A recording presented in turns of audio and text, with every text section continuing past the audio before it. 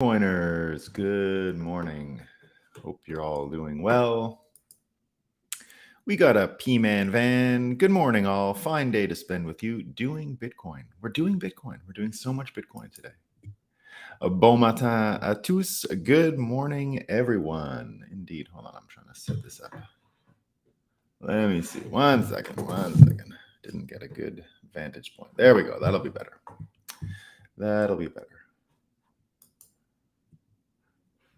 Good morning, Bitcoiners. B for victory. How's it going, man? Here we go again, everyone. Indeed. We're going to go today. We're going. Daniel with the Good Morning Breakup Gang. Indeed. Good Morning Breakup Gang. Love the Good Morning Breakup Gang stuff. Good morning, banking cartel disrespectors. Thanks. I like that one. Lucky. Hi team, catching live. Great. Glad you could make it. And I wanted to get back to Ben because Ben let us all know that the sky is clear and the sun is up. I don't have so much of a clear sky, but I got a sun up. It's great. And Bitcoin is running on schedule as predicted, as anyone could have told you it had been running years ago. They might have been off by a couple blocks. We hit the 800,000 block of the day. But there you go. I've hit some darts over time trying to coordinate events to block time, and I've hit like actual blocks as far as programming events. But you're not here to hear about dart throwing timing of events when it comes to block time coordination. You're here for a coffee and to talk about what's new. As you know, everyone, I like to start every day with our favorite session, which is all the fake news that I could find. We call it Musk time. What do we got today? Well, if you've been into the intermittent fasting, be careful, because the fave intermittent fasting diet may lead to type 2 diabetes. You didn't know that. Scientists are saying it, right? So if you've been intermittent fasting for a little while, be careful. You might all of a sudden get some diabetes. So I recommend 7 meals a day. All right, 7. You should be eating from the moment you wake up until the moment you go to bed, preferably by drip if you can, because you never want that system to go without. No good. That's what they're saying. Type 2 diabetes. Remember yesterday when we were talking about the article which cited Nick Carter as one of those right-wing conspiracy theories about eating bugs, and the headline was, the right-wing conspiracy theory about eating bugs is about as racist as you think, right? Oh God, all these right-wing people won't shut up about bug eating. What's the matter with them, right? Well, a lot of people yesterday gathered NPR's own headlines about eating bugs, right? So the right-wing conspiracy theory about eating bugs is about as racist as you think, but where does it all come from? Well, here's a selection of headlines over the years. And a Twitter user even asked, does NPR even read its own news? Here's what they said. Insects get a tasty makeover. Insects may be the taste of the next generation, report says. It's like a Pepsi or something. Insect cuisine is all the buzz. The joys and ethics of insect eating. These pictures might tempt you to eat bugs. Bugs, not what's for dinner, until they're tastier, maybe. The green argument for eating cicadas, plus a few recipes. Even Neil deGrasse Tyson is now munching on bugs. At Bug Eating Festival, kids crunch down on the food of the future. It's the food of the future. Maybe it's time to swap burgers for bugs, the UN says. Your ancestors probably ate insects. So what's bugging you? Ha ha ha, Paul Chisholm. Excellent writing for the NPR. This is all from the NPR, by the way, right? What are those racist people talking about, right? It's in their own writing. Don't bug out. The Smithsonian Channel is going to show you how to cook insects. So thank you, NPR headlines, right? It's racist. It's racist, guys. Careful. Right-wing conspiracy, about as racist as you think. These ones are really good. This came in 2 separate publications. So you, of course, had the Washington Post, right? We love the Washington Post around here. And NBC also had to pick it up. We love NBC, right? Very excellent source for Moscow time. And it turns out they're talking about all this heat wave stuff that's going on. And they're wondering if heat waves are even possible without global warming. And they say no, right? Here's their headlines. Heat waves in US, Europe, virtually impossible without climate change. Study finds. Such events will become only more intense and more frequent unless humans halt the burning of fossil fuels that warm the planet. Brady, Dennis, quoting scientists, real scientists.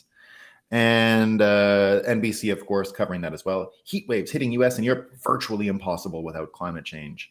And they had a tweet to go along with it, which is the heat waves simultaneously broiling the Southwest US and the Southern Europe would have been virtually impossible if not for climate change, according to a group of scientists who study the probability of extreme weather events. So, we don't like to add punchlines, but I guess here it's not a punchline. I'm just observing. I guess there was no hot weather or heat waves in southwestern United States and southern Europe until we had cars. Right? So whatever you think of Mediterranean and southwestern desert of the United States, it was never hot, guys. You didn't get the memo. You didn't do any science. All right? You didn't do the science. The scientists are telling you there was no such thing as heat waves there. All right? Never. Impossible. And it might be the simultaneity of it. Maybe that's what I'm missing, right? Maybe it's at the same time, but who knows? Right? Who knows? Ryan Maue. If you don't follow Ryan Maue, you got to, by the way. Ryan, Maue. He's probably the most sober climate guy out there. And he just adds this, without climate change, July's summer heat in the US Southwest would have been virtually impossible. And then he asks, I guess that's true if you memory hole 1925, 1930s, 1950s, 1980, 1985, 1990, 1985, 2012, 2020, and the rest of the almanac. There you go. There you go. And I got one more Moscow time, just because it is so, and begins to talk about what we're talking about today. And, this was in relation to what we said yesterday. Remember, we were talking about how Hunter Biden is probably the most consequential artist of his generation. That's what someone had asked. Someone was asking the question I've been asking for a long time yesterday on Twitter. So yesterday on Twitter, someone asked, why doesn't Hunter Biden issue NFTs? And I said, no, he has. He's issued a bunch of NFTs last year. Mario Nawfal actually had him on the Spaces to talk about the NFTs as a joke. It was excellent work by Mario Nawfal. But he's been issuing NFTs for a while.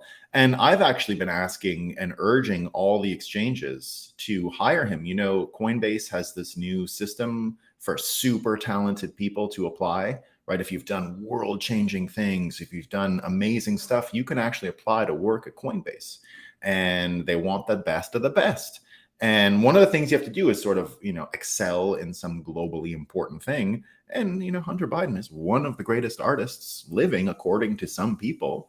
And it looks like anyway that if you hire him, you get an exemption from all the other troubles with money laundering and all this, because today, right? So everyone talking about his art, but something weird kind of happened, that someone who donated a bunch of the money or who bought some of his art in New York at really high prices got a job out of it. Did you hear about this? I mean, I don't think it's nepotism, right? Hunter Biden sold his art to a donor friend who Joe Biden appointed. Okay, well, so Elizabeth Hirsch Naftali has been revealed as a buyer of Hunter Biden's art, revealing potentially another pay-to-play scheme. So we'll see. And people talking about that today. I was serious. I told Kraken when I worked for Kraken, Hunter, hire Hunter, hire him. Like, no one's going to ask questions. You can do what you got to do. You can run almost any business model if that guy's on your staff. And apparently no one gets in trouble. But here's the interesting thing. Oh, here's a parody headline that I couldn't tell the difference before. We're going to talk about FedNow in a second. But here's a parody headline that it says it had to say parody in the headline because otherwise I wouldn't have known. And it's about Hunter Biden. Exclusive. Here are the paintings Hunter Biden gave his daughter-in-law in lieu of child support payments. It is fake. It's fake. But you can't tell the difference anymore. If that was a real headline, I mean, that's kind of what we love about Moscow time, is that maybe they're fake. We don't know.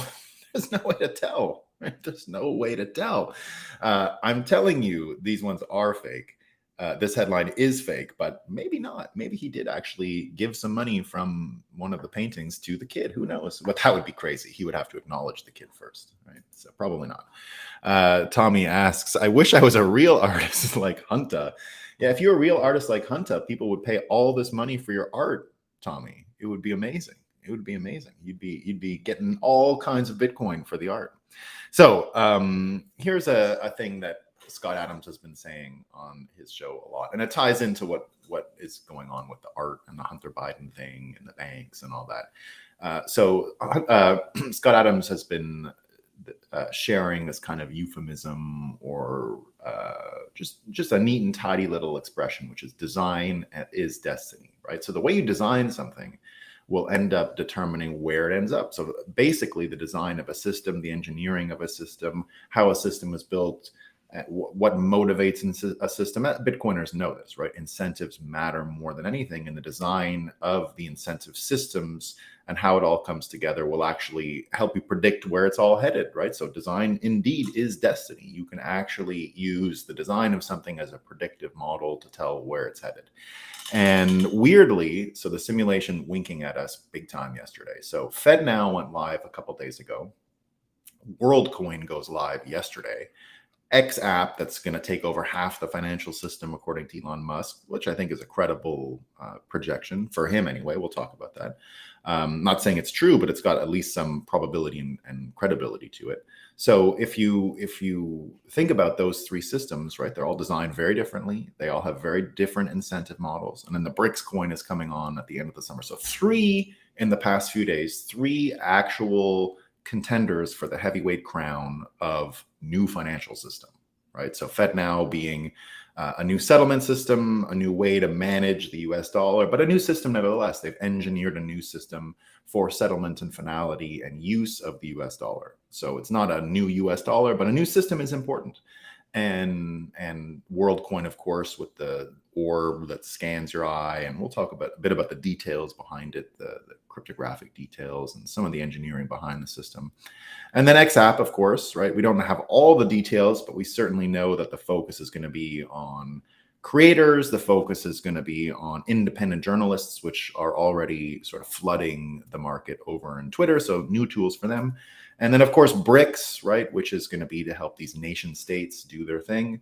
And then finally, we're going to compare them all to Bitcoin, right? So it looks like one of these things is going to win, and we got 5 of them right now. And weirdly, 3 of them came about at the same time, and one is about to come about, and then Bitcoin's been about. Bitcoin is the oldest, which is fun. And XApp, we're going to talk a little bit about the Doge pieces in there too. So, so first of all, the FedNow system, right? So in the middle of all of this, Hunter Biden and everything, remember what I've been saying for a long time, and this was something that Powell said live. He said it out loud to people that recorded it. Like, he said this out loud, that the US dollar will only last as long as the country has the rule of law and systems in place that allow it to be a rules-based system, right? So where's all that, right? That was just a few weeks ago. He said that out loud. Now the Hunter Biden stuff is piling on. We're getting more and more clues as to what's happening with the corruption in the United States. Now, we don't have any smoking gun yet, but it looks like in the United States anyway, they're going to begin impeachment of Biden shortly. I don't think it's going to work necessarily, but you had Kevin McCarthy, the Speaker of the House, yesterday saying that they're readying the impeachment of Joe Biden. This is rising to the level of impeachment inquiry, something we haven't seen since Richard Nixon.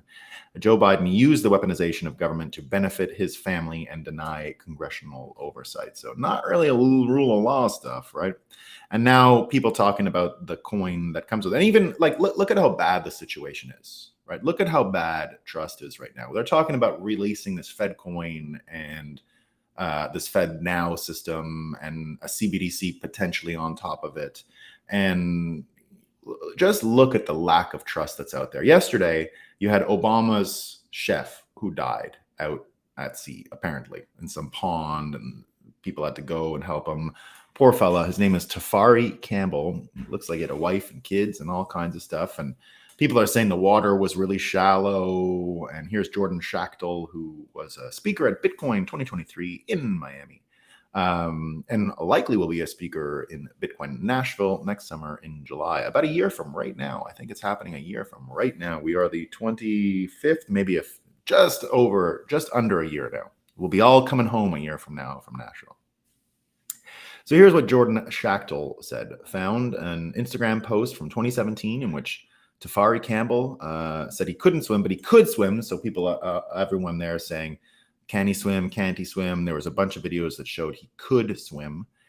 He drowned last night in Martha's Vineyard while reportedly out paddleboarding with an unnamed person. Unclear why they couldn't help him out of 8 feet of water. Very sad.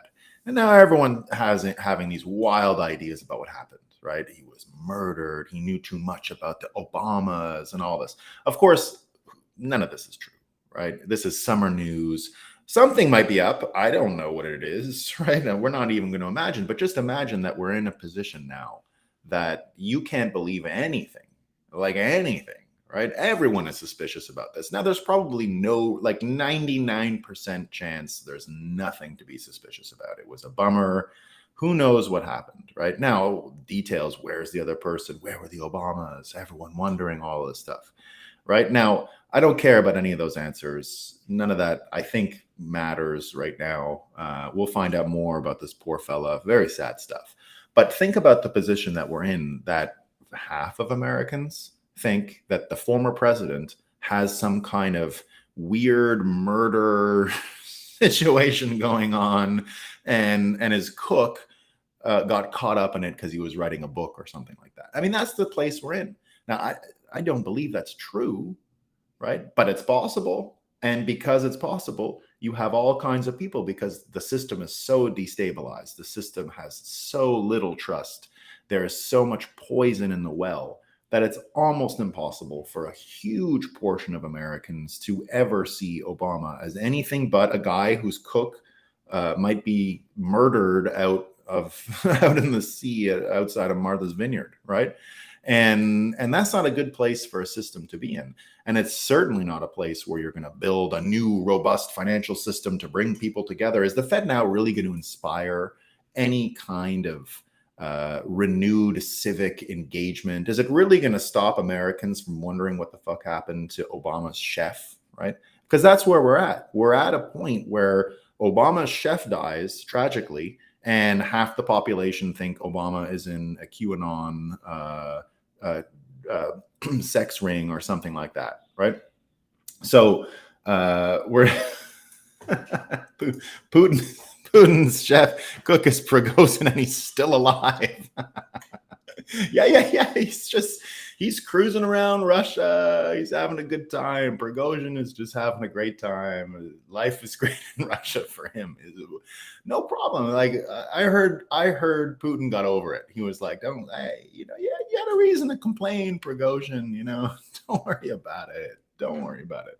So I do not think Prigozhin is alive, by the way. If he's alive, he's getting tortured, right? So Prigozhin is gone. Prigozhin is alive. Yeah. He's about as alive as Obama's chef here. So just think about it, right? What chances? Design is destiny, right? What chances? According to Jerome Powell, as long as there's rule of law and we trust our institutions in America, how quaint. What an idiot. It's not here. We're not even close to that world, right? No one trusts any of these people anymore. And whatever percentage of people do trust them, it ain't going to matter. And even look how they're treating, this FedNow system. This is from Caitlin Long, who's suing these people, right? Now, I worked with Caitlin Long because I was the same when I worked with Kraken. We were supposed to get a Fed master account. We were supposed to be integrated in the system, and we got a real license, and we weren't going to have any more legal trouble and blah, blah, blah. Of course, nothing but legal trouble. Kraken is now suing the Federal Reserve.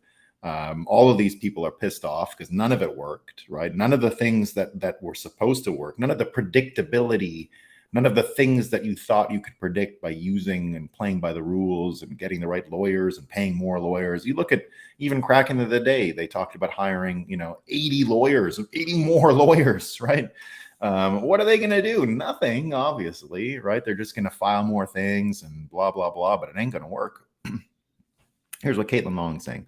On the day FedNow is scheduled to launch, I noticed something interesting.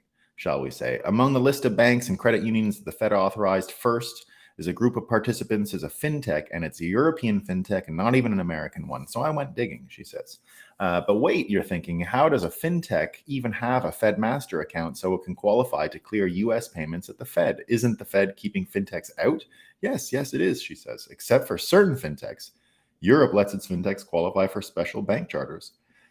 And the Fed lets foreign bank branches have Fed master accounts. Curiously, though, the Fed let Adyen open its Fed master account in July 2020, but the Fed didn't approve Adyen's US branch until May 2021. Folks, that's interesting. Adyen doesn't even describe itself as a bank. It calls itself a fintech. Here's its own press release.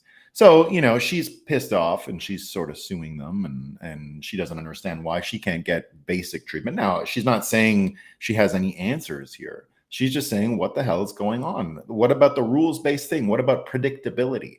It's not even there for legitimate companies like her. It's not even close. There's something going on. Now, I don't know if it's machinations. Remember, we should never ascribe malice what can be explained by stupidity, right? We should always follow that rule. But who knows, right? It doesn't look like it's anything predictable, and it doesn't look like it's going to get a ton of enthusiastic buy-in. It looks like people are going, now it's like having to sign up for a new app or something. That's their big plan. We've got this new system. You just got to sign up. You just got to put your name there. You just got to go here. You got to plug this in. You got to do this. Got to do that. But it's not going to change the world or anything, right? And of course, Luke Rudkowski reminds us, FedNow globalist social credit score payment system is now active.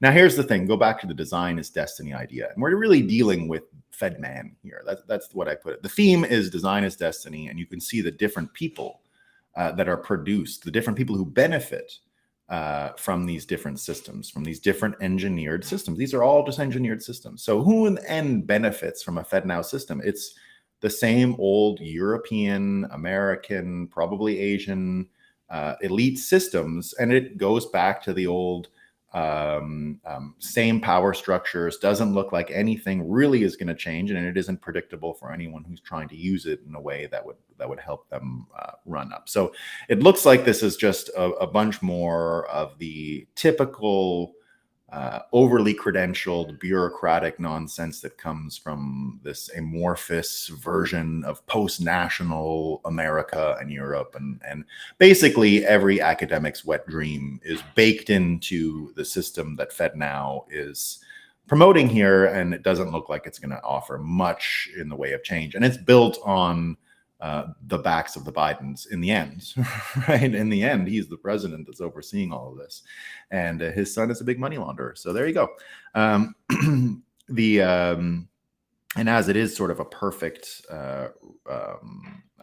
system for CBDCs and social credit system, one can't help but worry and fear that this is what is planned. But who knows, right? But all I can tell from Design is Destiny here is that we're in a situation where the same questions are going to persist, the same structures are going to be in place. We're just elevating these globalist type people into more secure, authoritative positions, which I think is sort of counter to what most people want, right? This thing would have to go the way of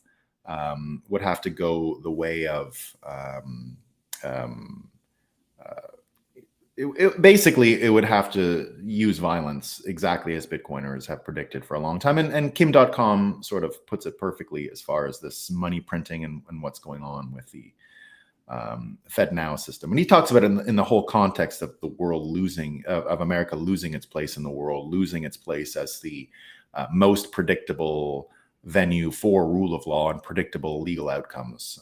Now, that doesn't mean you don't have people who still want to move to America. This is separate from immigration in America being a shining light for people to have all kinds of opportunities. And like that doesn't affect this that much, but it is still an important thing. And here's what Kim.com says. Ukraine is losing now that the US government moves its Poland pawn into position. NATO members are mere chess pieces in a US geopolitical fight for survival. The BRICS plus multipolar world refusing to trade in US dollar will collapse the US empire under its massive debt. No money printing equals no empire.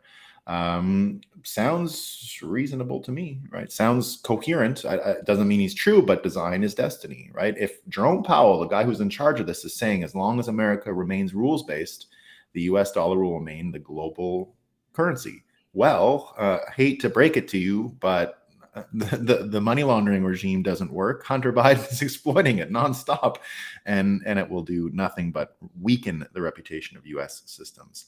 All right, now the next one is similar, right? Similar design is destiny with the FedNow thing. This is one that I really wish I had a whiteboard, by the way. I bought new orange yesterday, so we're almost back in the game, and I will be traveling with my whiteboard, but we finally have orange again. I've got 2 colors of orange, so we're back in the game, guys. We're going to be doing more whiteboards. 2 oranges I got, so I'm not going to be running. I got some shiny one, they say, and a normal one. So we'll see which one's better, but we are colored again. Just got to get the blackboard. So there you go. There you go. Hold on. 1 second. So so now let's talk about Alt-man, right? So we had the FedMan with the FedNow system, right? All these competing new financial systems all of a sudden coming online, right? 5 of them. So you get the FedMan with the FedNow, then you get the Alt-man, right? Sam Altman is creating the Alt-man Worldcoin. And who came in with an analysis yesterday but our friend Vitalik, right? Vitalik came in and wrote a big piece on Worldcoin, talking about what it does, and Evolve Web 3 talks about the pros and cons that Vitalik brought up. He created a little graph about privacy, accessibility, robustness of decentralization, security against fake people, talked about the pros and cons of it, and CoinGecko came in and did a breakdown quickly of what Vitalik said. So Vitalik Buterin wrote a blog detailing his view of the WorldCoin project. While it seems very valuable, it still has 4 major risks in its design. So these are quotes from Vitalik: privacy, accessibility, centralization, and security. And then you get these takes, right, about, this one guy, WorldCoin will be more valuable than Bitcoin because everyone in the world will have it. There's a video going around with this guy talking about it, right? And someone mentioned, yeah, just like the YouTube album that everyone on the iPhone got, right? It's the same idea. You just give it to them. They're going to love it. A lot of people bringing up the VCs that are behind WorldCoin. So you can imagine it's Andreessen Horowitz, Coinbase Ventures, Day One Ventures, Coin Fund, Sam Bankman-Fried, Gavin Wood, who helped Vitalik create Ethereum in the first place, who was also on Poly something. He's got some other coin that he launched a little while ago. Multicoin Capital is another one. Kinetic Capital. Multicoin Capital would be the one that was heavily involved with Solana for a long time. That's got a few of these thought leaders, influencers.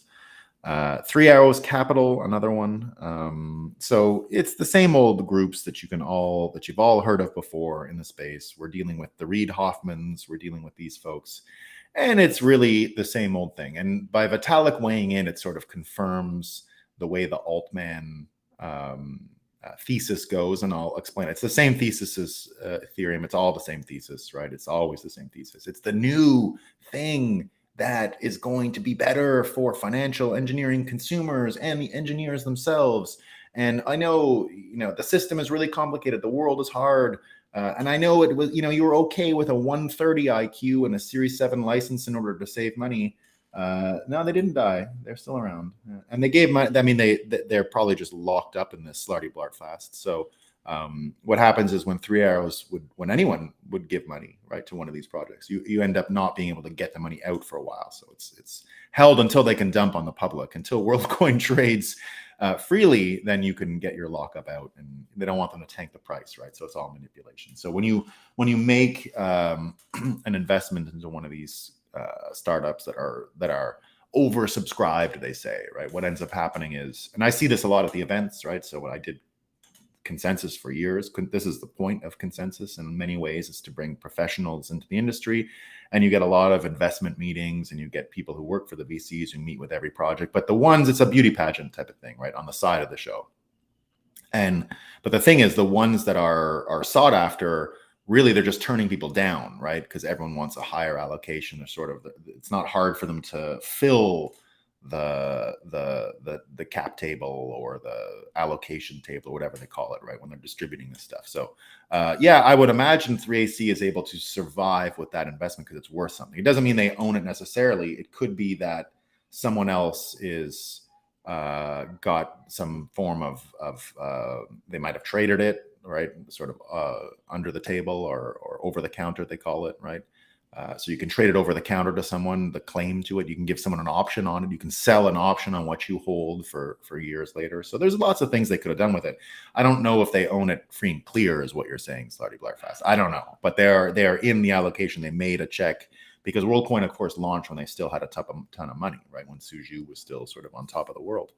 And everyone was saying, look at all the great podcasts they have in Ethereum. They got I got Suju doing a podcast, and he's also really rich. That was one of my favorite observations from that time. So, what it comes down to, I think, WorldCoin, and again, this is the design is destiny frame, right? You can actually predict from this design where we're headed. This is more of the same Alt-man stuff, right? You might have been okay with your 130 IQ making it in the 2010s. Right. But now it's the 2020s. You got to go up. We need smarter people again. And this was always the fallacy of, I think anyway, or the blind spot of Vitalik's worldview. And a lot of Ethereum people's worldview, right? A lot of the people who came to Bitcoin and saw it as consumer tech that must be upgraded, that it was a great idea, Bitcoin, right? But we got to go faster. We got to go stronger. We got to get more penetration, more of this stuff. It's the failure to see Bitcoin as not consumer tech, right? Because we're so blinded by the historic trends in technology, we think of all technology as consumer technology. That is, I want the iPhone 13, I want the iPhone 14, I want the iPhone 15, right? Super Nintendo, there's an order to how this stuff comes out generationally, and the upgrade is always better than the first one. And so everyone, when they see Bitcoin first, has this instinct, oh, I'm going to make it faster, I'm going to make it better, it's consumer tech, da da da da. But of course, you start to find out that Bitcoin is one second.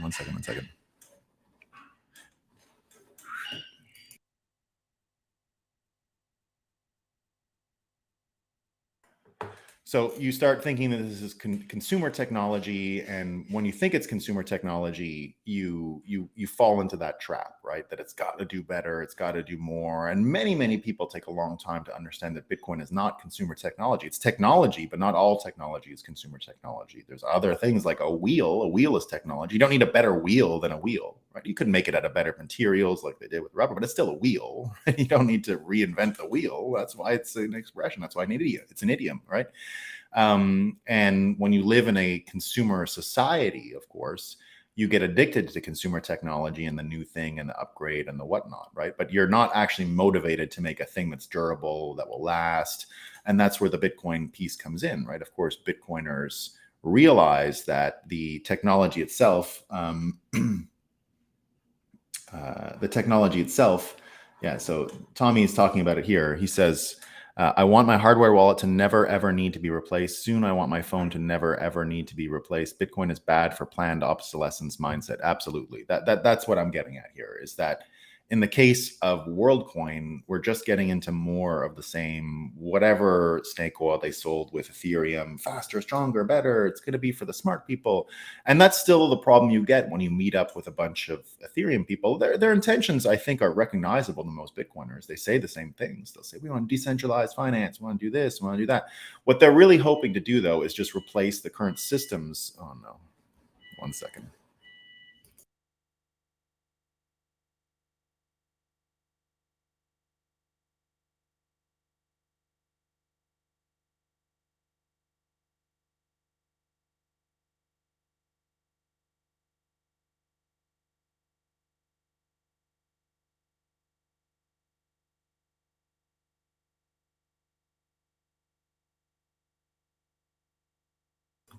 Sorry, we got a uh, leaking washing machine alarm, blah, blah, blah. Consumer technology. More of that great consumer technology we're talking about. It's done it a few times, and there's a drain in the building, so there's an alarm. If it senses water on the floor, it goes off to drain it, blah, blah, blah, blah, blah. Sorry about that.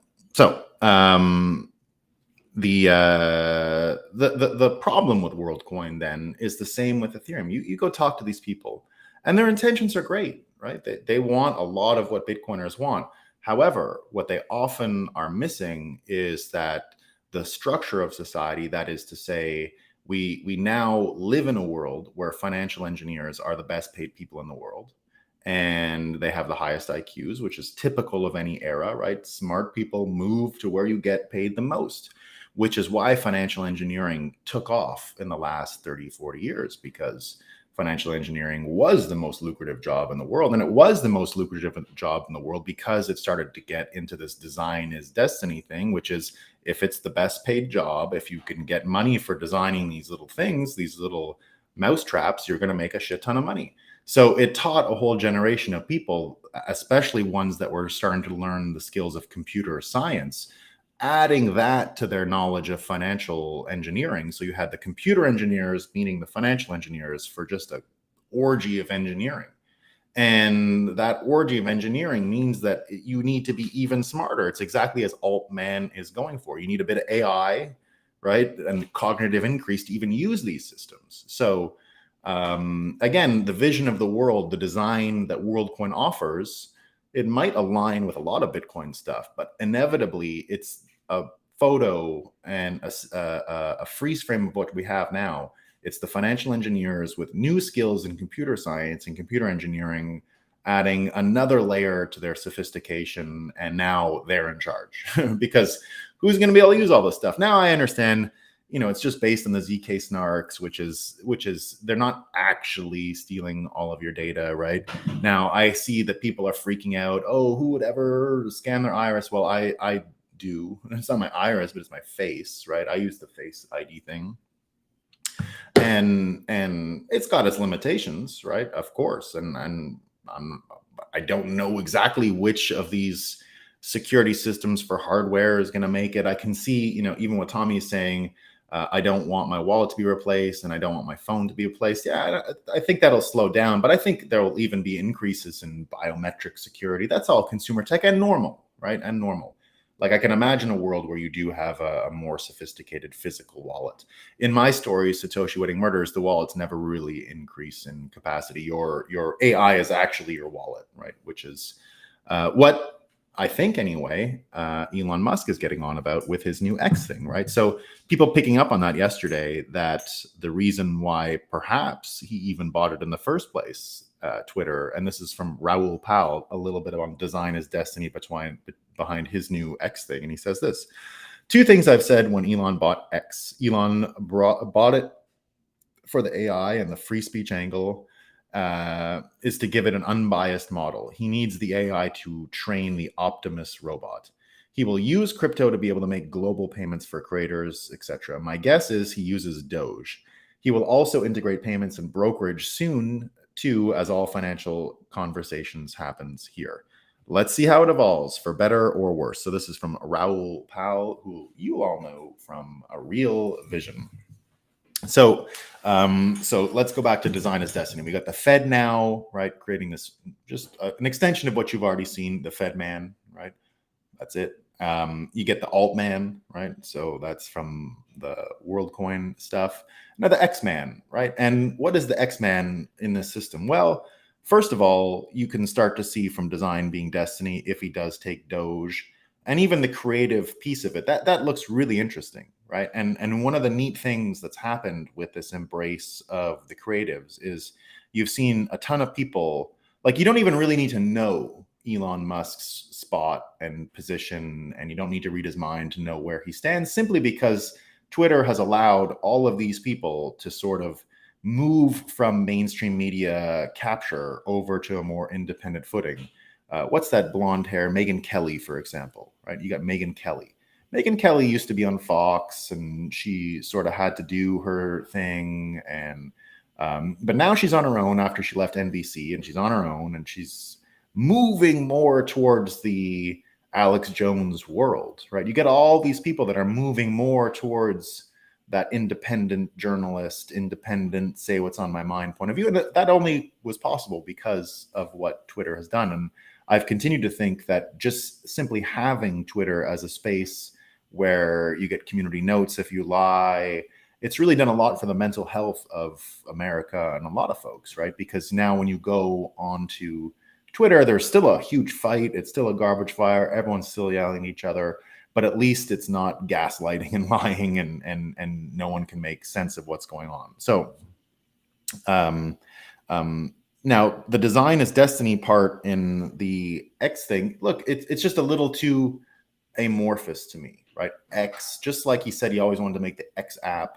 And as Raoul Pal says here, the him buying Twitter was really just because it was the biggest platform he could buy with the most users that he could afford in order to plug it into his system to build this financial network, the X app that he's been trying to build since pre-PayPal. So now he uses Doge, right, which triggers a lot of people, but I think it's kind of fine in its own way. Only because, by the way, as a early educator around Bitcoin, I would always tell people to go play with Doge in like 2015, 2016. I would say, go play with Doge, and if you lose it, no big deal, and all that. So luckily I made people, I was able to make people successful by suggesting Doge to them over the years and all of that stuff. So, so it's hard for me to not, totally not like it. And then I always thought it was cool, and I liked the community, and I was sort of into it. Now, all of that said, the whole X-Man and this just X piece and going after these creatives, I think there's a lot to be said for it, right? Giving creatives space, giving them the ability to argue about these things. But we got to admit that, again, Twitter is such a small fraction. It's the smallest social media site by far. It's growing quick, but even at current pace of growing, it's still not going to take over that much, right? It still only really attracts a really small subset of engaged people. Bitcoiners a lot, right? Bitcoiners have been in Twitter for a long time. They flooded the space, and they're disproportionately active on the space. And so Bitcoiners have greatly benefited from Twitter, and I think will continue to going forward. But what he's saying here is that it's only half the financial system, right? Remember that's what Elon Musk has been saying. It's half the financial system. Oops. And because it's only half the system, well, what's the other half, right? Well, again, that's the part where it's only being used for a small subset of people. It's not the same high IQ individuals that we're talking about with the Vitalik thing and WorldCoin, or the credentialed people with the Fed system. It is a little bit different, but still, it's not touching on the people who just want to save money and not fight about every political thing, the people who just want to make a chair, right? The best chair possible, and make money by being the best chair maker. It's not really for them, right? Now it might be, you can pay people, maybe they'll sell it on Twitter, and you can have people do those kinds of things, but we'll see, right? It's still nevertheless AI dependent, and it'll likely be Doge. Likely, that's what Raoul's saying. I don't know one way or the other if it's going to be Doge. But again, design is destiny, right? What are you going to get but a bunch of shit posting meme lords and irreverence and all of the same stuff we love about Elon Musk? But that doesn't quite apply to the spiritual nature of what money can actually do, the psychological nature of having a better form of money. So we'll see. We're going to get to it. And now finally, BRICS, right? Now, it doesn't take a genius to figure out what's wrong with the BRICS system. Now, it's great for forcing the hand of the Fed. It's great as a negotiating chip on the table. But what is it really, right? If we have a FedMan, which is this globalist credentialed person, we have the Alt-man, which is high IQ, like an Ethereum person. We need smarter people running the world. That's all that we need, just more smart people, and put them in charge, and we'll get a better world. Or the X thing, which is we need some irreverence. We need the creatives in charge. We need the dreamers powering the financial system. They all got to get rich, which I agree with, right? And then finally the BRICS thing, which is really just exactly what you would imagine. It's nation state oriented. It helps the nation state itself. These are countries expressing desire to use currencies in a way that doesn't give too much to the United States and preserves a lot of negotiating power for themselves, which is why you see all kinds of negotiating around energy buying with this money, why it is going to be a commodity that helps large purchases of energy around the world, why the countries involved in it are simply trying to have bilateral financial relationships and not include the Federal Reserve, and all of that stuff, right? So there you go. And then, of course, right, contrast it all to Bitcoin. Remember, design is destiny. So you got a coin that's good for commodities and national vigor, let's say. You have another one that's for creatives. You have another one for super high IQ alt-mans. And then you get the FedNow thing. But then, of course, what is the design of Bitcoin, right? And design is destiny. Design predicts where you're going to head. Well, Bitcoin is just a P2P market, right? And the destiny of that system is more recognizable, I think, anyway, to what Bitcoiners want to see in the world.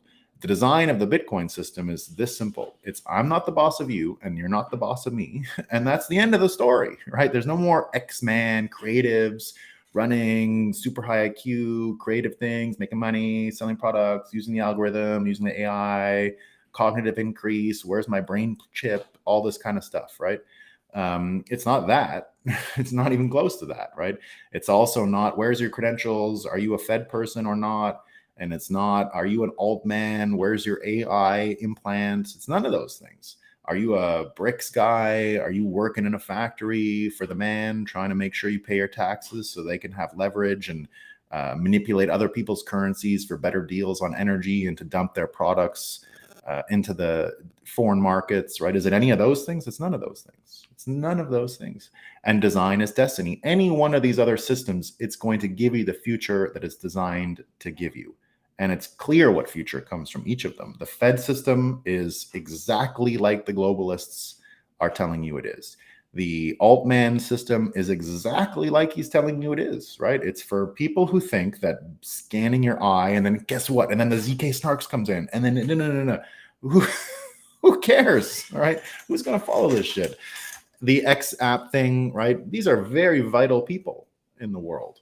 But are we going to build our society around Jordan Schachtel, who I love, right? Whitney Webb, we love her, right? We love all these people. We're happy they're getting paid. We want them to get paid. We want all these people on Twitter to get paid in Doge, in whatever. It doesn't matter. It's a good thing that it's happening, but it's not a way to orient a society. It's not a way to fix the mental health problems in the world. It can help, right? Having less lying and less gaslighting, certainly a help. But it's still not the kind of world that most of us think we're headed to. The world we're headed to is the one that Satoshi predicted. Its design is destiny, right? The design of a P2P system is in line with how humans have lived forever. Before we invented this nation state thing, we did live in markets and in worlds where your reputation, your interaction with another person was what mattered most. And the ability that Bitcoin has to lower everyone's time preference, to treat everyone with more respect, everyone as a more valuable human in the system. It's the only one that does that. None of these other systems put any value on an individual human being the way it could, the way Bitcoin does. FedNow doesn't care about you. Worldcoin doesn't give a shit about you. Dogecoin doesn't give a shit about you, right? The X people, the X-Men, great people, but right, they got their own incentives. And then of course BRICS, we don't need to say too much about BRICS, but there you go, right? We got weirdly all these competing systems, 5 competing monetary systems, all starting at once, and Bitcoin is the oldest. That counts. That really does count, right? And it's the oldest, and in the end, the design is most clearly beneficial to the widest swath of humans, to everyone, right? It is a P2P market, and it predicts the design of it, the destiny of it is a world where I'm not the boss of you, you're not the boss of me, and we all can get along under those conditions. So that's the world we're headed to. And let's see some quotes here, and I can hear my wife busy trying to get that mess cleaned up. I'll have to go help her in a moment, I'm sure. But let's see what we got here. We got good mornings. We got I'll never vote for a Democrat in my life. That's okay. I would vote for RFK. No problem at all. I would vote for RFK. Quanti, I made some Bitcoin drink coasters. I would love to show to maybe I can put them in your magazine. I also made some coins. Quanties, yeah. Show a picture on the internet and we can have a look, man. Win some hacks. Hunter Biden is an artist. He's in his coke and hookers face. He's actually not a bad art. I will say he's not terrible. He's not terrible. You gotta say that. Right? I'm not like, none of it's worth the money being paid for it. None of it, right? But it's not awful. I can say that. Right? I can say that. It's not awful. Right? I still think he should go to jail personally. But if I was on a jury, right, I would his art wouldn't save him. But it's not bad. Show me the drivers and I will show you the outcome. Yeah, that's design is destiny right there. I was on Twitch and didn't know to come here. Hey, Quanties. Yeah, we don't. I hook it up to Twitch, but we don't use it too much. Show me those sometime, Quanties. Yeah, how can I show you? Show me on Twitter. You can send, if you don't want to share them publicly, you can send them as a DM on Twitter. I am at CountBTC. With all the smart money in the world, it is all the smart money. Yeah. All fiats have a life cycle prior to the U.S. demise, of course. Yeah. Frank from upstate New York. We love it there. There's the Putin's cook is still alive. He's doing great. He's just cruising around in Russia. He's taking a summer vacation at Lake Baikal. He's out in Siberia having a good time. With all the and if Michael Saylor is correct, why hasn't BTC been sold out? There's only 21 million and there isn't that much left to purchase. Well, war comes to you, Patrick Anderson, and you don't get to choose it. So I don't think everyone understands what's happening yet, right? So you can say math, but this is a spiritual thing. So some people just haven't advanced. Right? It's a complete spiritual thing. So there you go. I thought the 3AC died. New fiat layer 1. Yeah, that's the FedNow. Clown Worldcoin. The clown is silent. I just want a phone that runs the current full Linux kernel so I can run a portable hacking device. That's cool. Hi, I am new to Bitcoin and I am here to fix it. Yeah, that's one of my favorite memes. Bitcoin is producer/infrastructure technology, not consumer distraction technology. That's a good way to put it, Brandon, or 13 Randon. Slarty Blardfast, love your thoughts on all of this. Thank you, Slarty Blardfast. Thank you. That's what we're going for. That's what we're going for. Yeah. Tom Mellahan, Alt-man, Bankman, FedMan, and X-Man. Yeah, that's the design. Yeah. Doge coin to the Mars. Yeah, on Mars. Like him or not, I love Elon. You know, like him or not, Elon has been successful in his endeavors. Whoever thought he wasted his money by our bling in their dislike from? Yeah. I mean, who cares how much money he spent on it? Like, not my money. I don't care. Musk bought Twitter for a lot of reasons, but chief among them to access serious dirt on people. No kidding. The biggest media voice in the world to protect his other businesses. Yeah, that's a reasonable assessment. But I don't think we can take out the proof that he wanted this. I mean, he built PayPal. Let's not forget. He helped build PayPal, so he knows a bit about this stuff. This old generation still on the MSN, just needs to die out. Yeah, no, I don't think it takes decades. They're becoming weaker and weaker and weaker, right?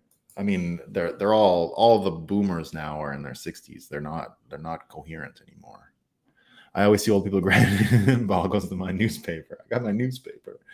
What you do is you ask them, what I do with the mainstream news is not argue it with people. It's another one of these ones where I use it as like, you believe the news? You believe the news? That's all I say. I don't argue it. You believe it. You make them explain why they believe the news. And they will stop, honestly. I've seen it work many times. Just make a person justify why they read the news to you. Don't explain to them what's wrong with the news. Just say, oh, I didn't hear. Like, it's like I do with January 6th. I didn't hear. What happened? Someone did a what? make them explain to you that an insurrection happened, and they won't. They'll get angry because they can't.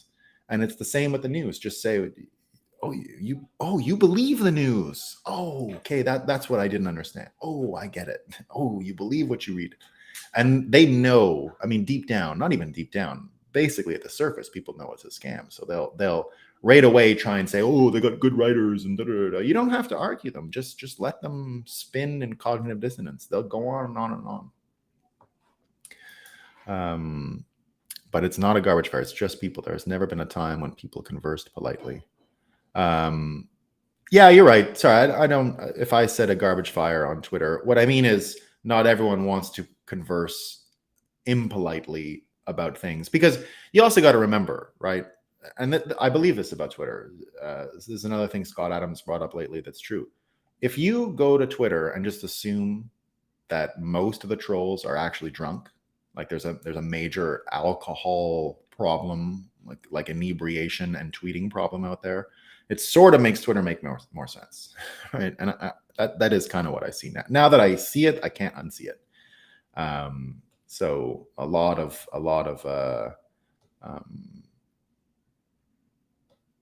makes me wonder, you know. So there you go. In 100 years, you could read supposedly polite society sniping each other via newspaper letters pages. Yeah, you're right. You're right. So it's not the thing that'll turn everybody off Twitter, but there are some people who just want to make a chair. They don't want the fighting, right? So there you go. Ignore rug. You know, I've hung out with Raul a few times. He used to be a Bitcoin. He was a bear against ICOs in the old days, and yeah, I mean, look, I'm not taking financial advice from the guy. I'm not even taking media advice from the guy. But you know, I still follow what he says just to see what just to hear what people are saying in his orbit. Right? He's useful for that. Do you mind Dogecoin? No, I don't. There was faucets years ago, and that's how I got the Dogecoin that I had from the faucets, and that's why I would direct kids to it, or teenagers or anyone in that era, was that basically, yeah, mining, it's a waste of energy. Yeah, I mean, but it was good to learn. But I was mining Ethereum in the early days because that's what's good to learn in those times, because you could get a lot, and it wasn't that competitive. So I didn't do too much Dogecoin anything. Watching Robert Sepper makes me wonder if Bitcoin is just old tech that old civilizations used to use. Yeah, it could be.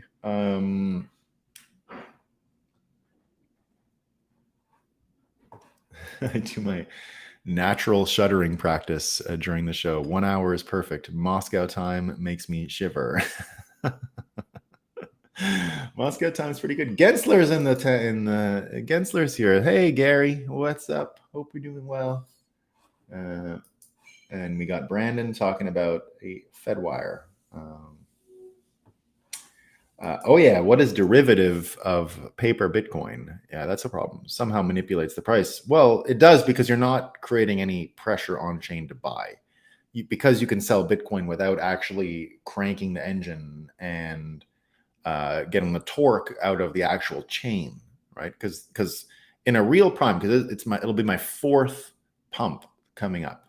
So pump 1 and 2 that I lived through, both had the supercharged, hard to buy Bitcoin on-chain demand is clear and explicit and all that. The last one in 2021 didn't have that. And most of us were like, we're not at the top because we haven't felt the chain get clogged up, but that was the paper Bitcoin. So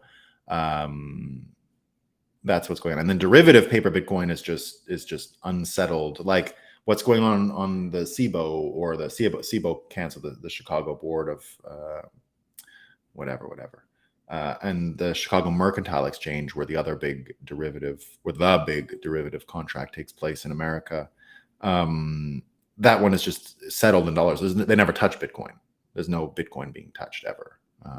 It's just, but now they actually changed that. Now they do. So at a certain point, you do have to actually have physical delivery, because they got pissed about all that oil not getting picked up and all that. So there is some sort of weird physical delivery thing that you can opt into. And I know a lot of the big buyers in the 2020 time, I think Drunken Miller did this, where he just bought a derivative on the exchange and then waited for the physical settlement. So there you go. I don't think we should dismiss any opinion because you don't like someone. People are never 100% wrong. Yeah, that's kind of how I feel about Raoul Pal. Isn't Jim Cramer 100% wrong? Yeah, but you got to follow him because he's such a counter signal that you gotta follow him. No, Raoul still has. Look, I'm not taking his advice like, oh, did you hear what Raoul said, right? But he's pretty plugged in. He means this. He's sincere in his own way, and that's all I ask for, right? All I ask for. The only people that I follow are sincere people. Now, he could be as wrong as you can be and still be sincere. I'm not that into Vitalik as much as maybe years ago when I would read what he wrote. Never from like, oh, what did Vitalik say? But I believed him to be sincere. I still think he's a sincere person, but it's becoming a little more difficult to see it that way simply because of the amount of obvious problems that he just washes away with wishy-washy weasel word language, which he never used to do. Right? Never used to do that weasel word wash. He'd do confusopoly, look at all the fancy words, but he didn't do weasel words. He's been doing a couple weasel words lately, but nevertheless, like even Vitalik, a sincere guy, mostly, right? Sincere but confused. Yeah, sincere but confused. Sincerity is the best we can hope for, though, right? As long as they're not actually actively trying to lie that you can see, it's worth listening. It's worth listening, right? Anyone else experiencing difficulty in withdrawal currently? Withdrawal from what, Marshall? Hope it's not too hard, man. All right, team. If anyone can help Marshall, please do. I've got to go and help my wife, who's got a small flood to deal with, and I'm going to fix that. So, all right, team. Yeah, he definitely does. He does. Yeah. But we don't, if you ever spend time with him, you'll see that because he's so, let's call it fragile looking. You have to actually spend a bit of time with him before you get more about what he's into. So there you go. The Bitcoin Ben Show. Hey, Bitcoin Magazine. Great to see you doing so well. I remember retweeting some of your first posts. Awesome, Bitcoin Ben. Disconnected. Yeah. Thanks, Nolan. All right. He's very in his brain. Yes. But I mean, I've met his family and I've hung out. His dad is great. Like he's got you can't look, I mean, the worst thing I can say about Vitalik is that he's super gentle. No, it's not always a good thing, right? Super gentle, super nonviolent. So there you go. But yes, definitely in his brain. And if you spend time with him, you know why he's super gentle. And his dad is not. His dad looks like a WWF guy. You wouldn't believe his dad. His dad's jacked, like huge guy. You absolutely wouldn't believe the shape his dad is in. It's remarkable. His dad's he was a young dad to Vitalik, so he was never like an old fella or anything, right? So he was out with us in the early ETH days, just like proud as heck of his son, and you wouldn't imagine that guy had that son, and you could see why he was proud. You could understand because it was a neat thing, So there you go, gentle fella. And in things like this, when he's talking about WorldCoin, like his analysis was pretty good. It's really good, actually, right? So he's good for that kind of stuff. Yeah, go clean. Yeah. See you guys. Peace.